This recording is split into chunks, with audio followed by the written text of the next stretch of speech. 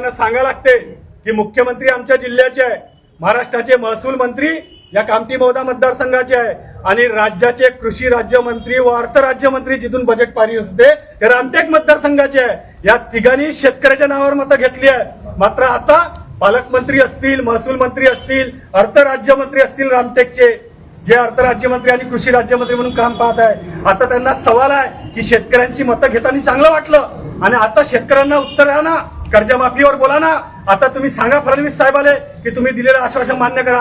माझ्या इथून आव्हान आहे आदरणीय बावनकुळे साहेबांना आणि आदरणीय जयस्वाल साहेबांना, तुम्ही खरंच जर शेतकऱ्याची लेकरं असाल आणि जर खरंच शेतकऱ्याचे वाली असाल तर तुम्ही ही मोठे मोठे कामं करून सांगताना मोठे मोठे कामं आम्ही केले म्हणून सांगता, ह्या कर्जमाफीवर तुम्ही बोलले पाहिजे आणि शेतकऱ्यांना कर्जमाफी दिली पाहिजे, दिव्यांगांना न्याय दिला पाहिजे। या राज्याचे मंत्री म्हणून हे तुमची जबाबदारी आहे। शेतकऱ्यांनी तुम्हाला मतदान केलं आहे, शेतकऱ्याच्या मताचा ऋण फेडण्याची वेळ आहे। जयस्वाल साहेब, बावनकुळे साहेब, तुम्ही हे ऋण फेडणार की नाही हे तुम्ही आम्हाला सांगितलं पाहिजे। जय जवान, जय किसान,